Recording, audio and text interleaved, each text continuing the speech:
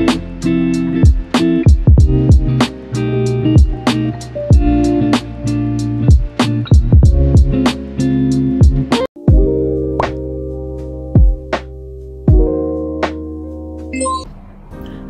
warahmatullahi wabarakatuh.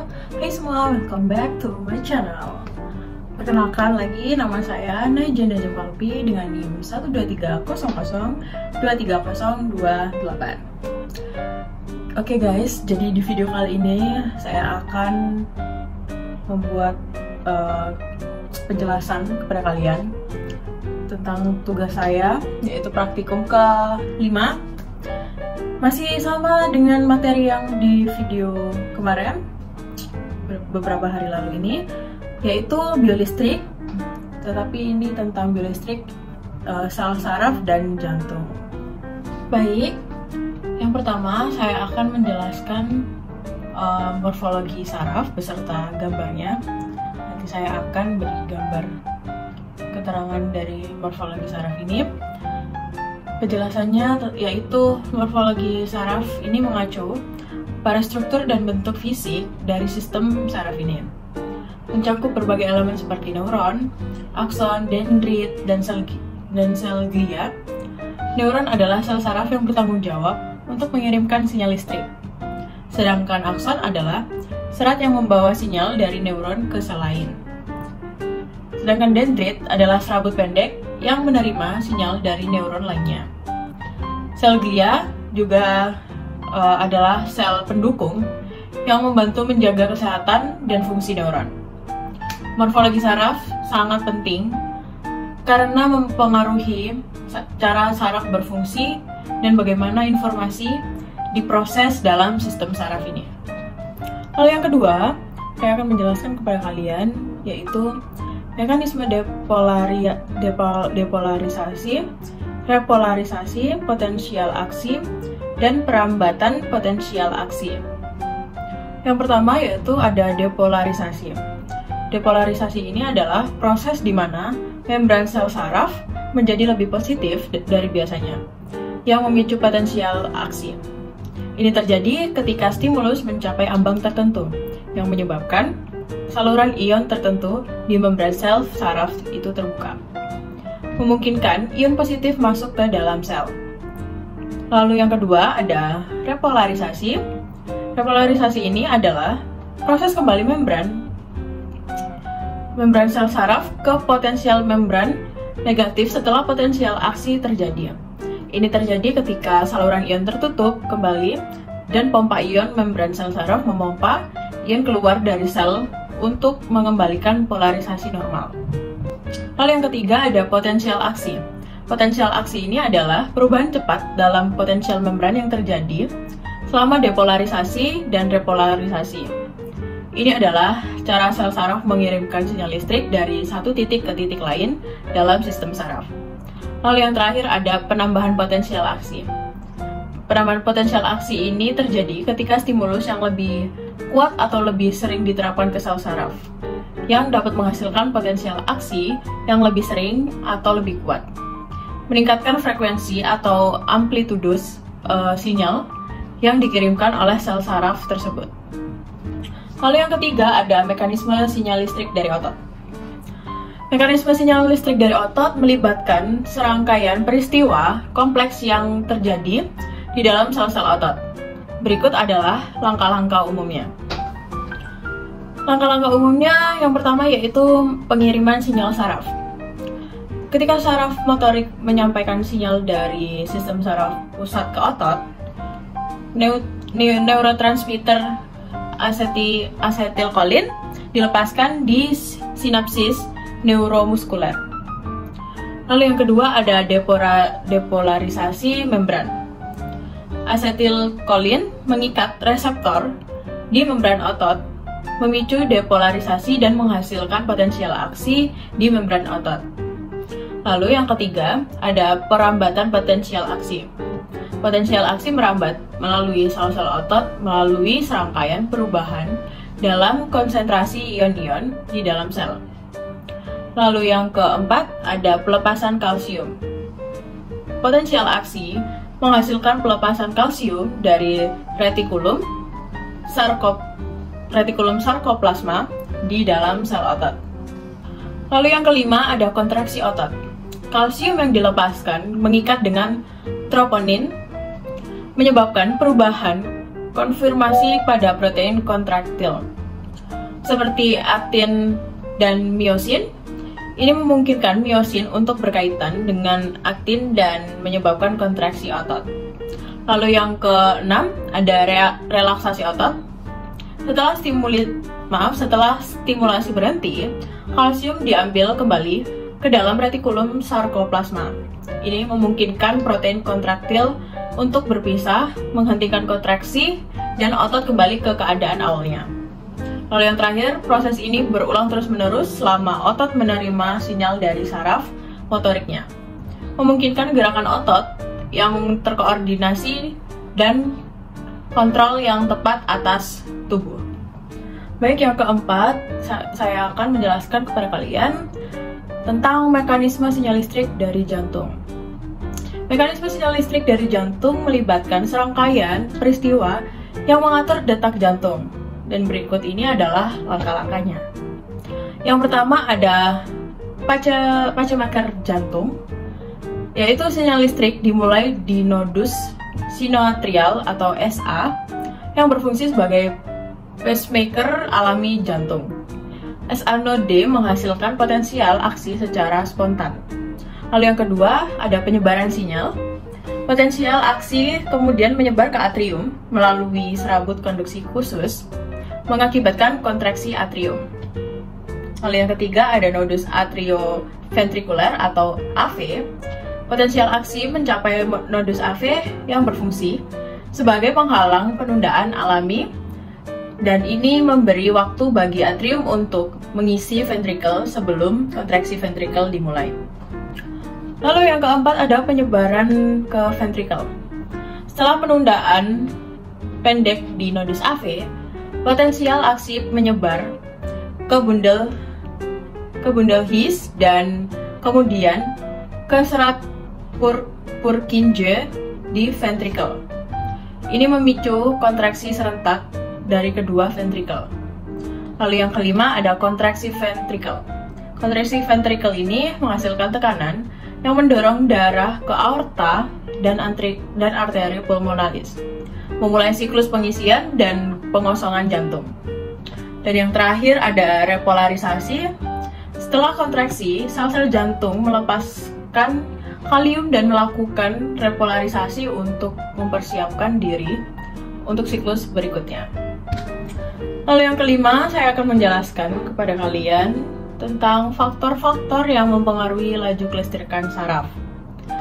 Yaitu faktor-faktor yang mempengaruhi laju kelistrikan saraf ini meliputi yang pertama ada suhu. Suhu lingkungan dapat mempengaruhi konduktivitas saraf. Biasanya meningkatkan suhu akan meningkatkan kecepatan konduksi saraf karena suhu yang lebih tinggi dapat meningkatkan kecepatan reaksi kimia dan laju difusi ion di sepanjang akson. Lalu yang kedua ada diameter akson. Akson yang lebih besar memiliki laju konduksi yang lebih cepat. Hal ini karena akson yang lebih besar memiliki lebih banyak ruang untuk ion untuk bergerak dan karena resistensi membran sel saraf yang lebih rendah. Lalu yang ketiga ada melinisasi. Mielin adalah lapisan lemak yang melapisi sebagian besar akson di sistem saraf. Akson yang dilapisi dengan mielin memiliki konduktivitas yang lebih cepat karena sinyal listrik dapat melompat dari satu node Renfield ke node berikutnya.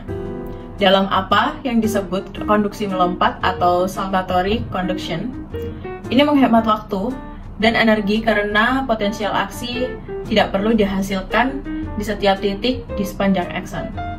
Lalu yang keempat ada jarak.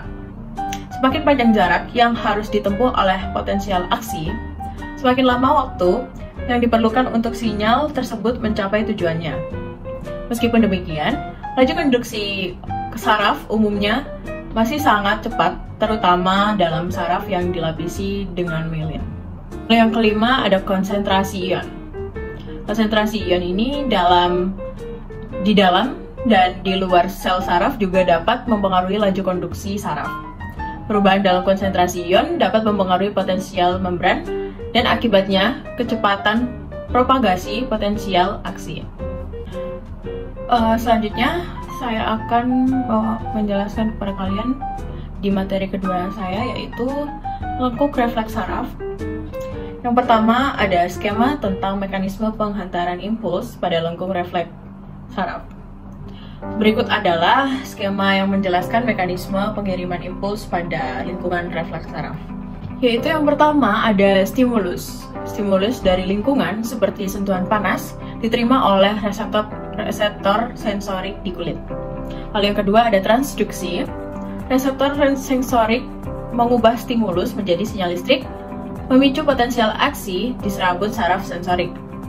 Lalu yang ketiga ada konduksi. Potensial aksi bergerak melalui serabut saraf sensorik menuju sumsum tulang belakang. Lalu yang keempat ada sinapsis. Di sumsum tulang belakang, serabut saraf sensorik melakukan sinapsis dengan serabut saraf motorik. Lalu yang kelima ada pengolahan. Di sumsum tulang belakang ada pengolahan sinyal yang dapat terjadi, termasuk penerusan sinyal ke otak untuk persepsi lebih lanjut atau respon yang cepat. Lalu yang keenam ada refleks. Sinyal motorik ini dikirim kembali ke otot atau organ yang relevan melalui serabut saraf motorik. Lalu yang terakhir ada respon. Otot atau organ merespons stimulus dengan berkontraksi atau merespon sesuai dengan jenis refleks yang terjadi. Baik, lalu di materi yang ketiga ini saya akan menjelaskan kepada kalian, yaitu tentang jantung. Baik, yang pertama saya akan menjelaskan apa sih itu morfologi jantung. Apa itu jantung? Di tubuh manusia memiliki sistem kardiovaskular yang terdiri dari darah, pembuluh darah atau arteri, vena, dan kapiler, serta jantung. Organ jantung terletak di sisi kiri tubuh, tepatnya di bagian rongga tengah dada, dan organ ini berperan penting dalam proses pengedaran darah yang kaya oksigen di seluruh tubuh kita ini.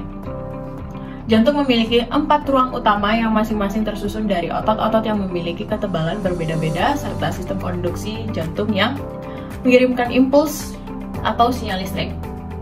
Otot-otot jantung bekerja memompa darah secara tidak sadar atau involuntary dan berirama. Bahkan otot-otot tersebut tetap bekerja keras memompa darah ketika tubuh sedang dalam kondisi istirahat atau tidur. Lalu ada juga fungsi dan cara kerja jantung. Sebagai bagian dari sistem kardiovaskuler atau peredaran darah, fungsi jantung adalah memompa darah yang kaya oksigen dan nutrisi, kemudian mengedarkannya ke seluruh tubuh, termasuk sel-sel, organ, dan jaringan tubuh.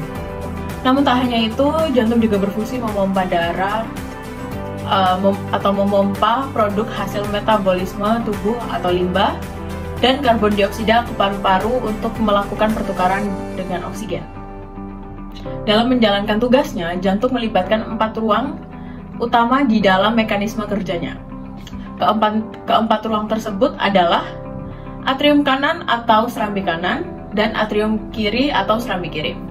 Lalu kemudian juga ada ventrikel kanan atau bilik kanan dan ventrikel kiri atau bilik kiri. Lalu serambi kanan ini berperan sebagai penerima darah kotor, kemudian dialirkan ke bilik kanan, dan selanjutnya bilik kanan akan memompa darah kotor tersebut atau darah yang mengandung sedikit oksigen ke paru-paru untuk melakukan pertukaran gas di alveolus dan mengisi pembuluh darah kapiler dengan darah yang mengandung oksigen. Kemudian, darah yang kaya oksigen tersebut akan dialirkan ke serambi kiri.